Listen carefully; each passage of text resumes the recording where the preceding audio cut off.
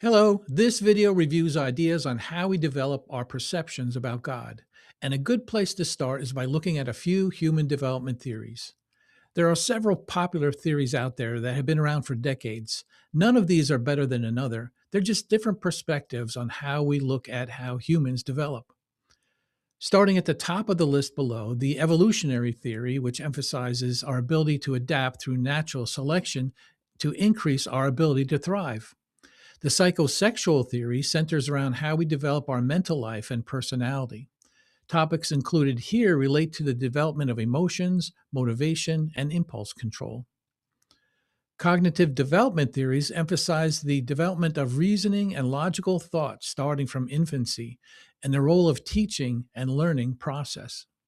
Learning theories look at the permanent changes of behavior as a result of experience, specifically observational learning, values, goals, and plans. Cultural theory, as you'd expect, analyzes the impact of specific cultural norms and patterns that are transferred from one generation to the next. And lastly, systems theory. This one, I believe, provides a good map of how we develop our perceptions about God. I'll go into that in a moment. There are other concepts incorporated in these general theories, and they're called stage theories. These offer more specific and detailed information about how people move through focused areas of interest. Examples of stage theory are the psychosocial stage theory offered by psychologist Erik Erikson and addresses the growth across the lifespan by identifying central issues from infancy through elderhood.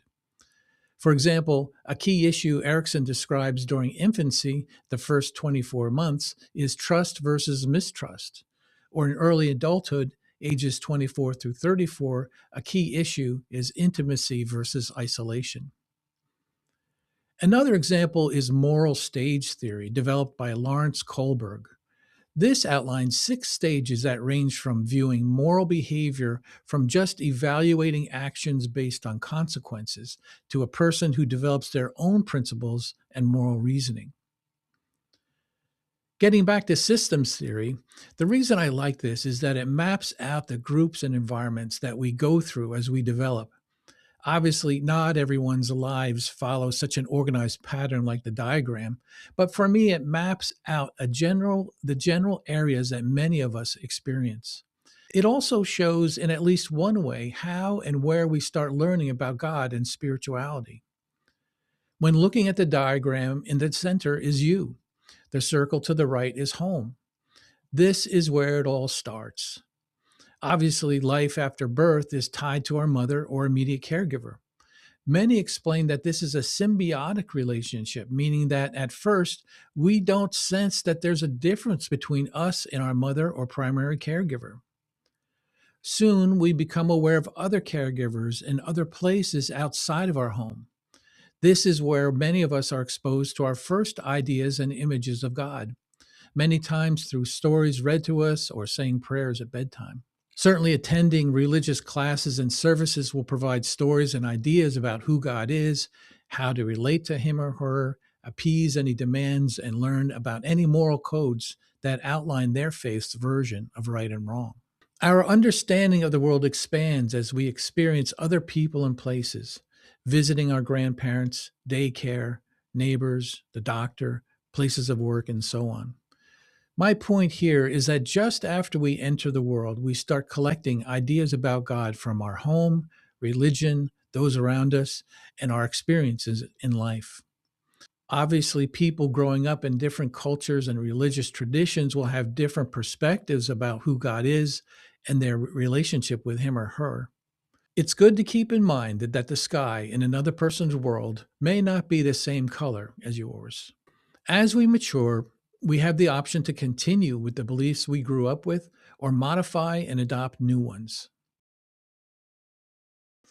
A fascinating theory was developed by James Fowler from Emory University, and it's called the faith stage theory.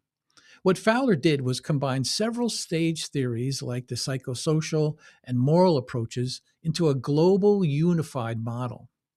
It's important to know that Fowler's idea of faith is not necessarily tied to a religious belief, but a global cognitive system that provides us with a motivating force that guides us through life. Fowler developed a six-stage model that begins with the cognitive and social development levels typically seen in young children, and then progresses through the stages as they mature and become aware of their own and others' ideas.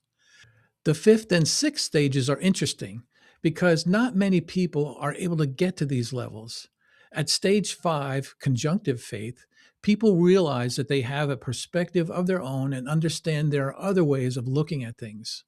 People at this stage don't reject opposing ideas and are able to hold more than one perspective at a time. A person at the stage sixth level views the world at an even higher level and is able to assimilate multiple perspectives and create their own and apply a sort of synthetic reasoning to the world. You can find out more about Fowler's theory online or in his book, Stages of Faith: The Psychology of Human Development and the Quest for Meaning, on Amazon. Channeling, beyond the God we inherited. As mentioned, our earliest ideas about God come from family, culture, and religious traditions, shaping what we believe is possible. Channeling is simply a direct connection with the consciousness of God, Source, the all that is, or whatever you believe the higher power may be, but unfiltered by old doctrines or fear based conditioning. As those frameworks loosen, we discover that guidance doesn't come from out there, but it arises from a deeper connection that we're already a part of. Instead of a distant God who speaks through a chosen few, we can experience a shared divine connection that anyone can develop. All organized religions' sacred scriptures were channeled through various sources, and there are dozens of writers who have been channeling from divine, angelic, and even extraterrestrial sources for 20, 30, 40 years who are becoming more visible and accepted. I call them modern day spiritual sources. This is part of the awakening process humanity is going through now. My book, Awkward Awakening: Finding Your Way Home, goes into great detail about the shift that's happening now and how you can be a part of it. In summary, we develop our concepts of God by gathering information, experiences, and stories starting at a very young age. Our immediate family, religion, and culture form our first impressions. The rest is up to you. If you're seeking to find out more about who you are, who God is, and how you fit in, I encourage you to follow your interests and your heart because this is your path forward. Well, thank you for joining me. I hope this helps you in your journey. Remember to subscribe to this channel to keep updated with new material. See you next time.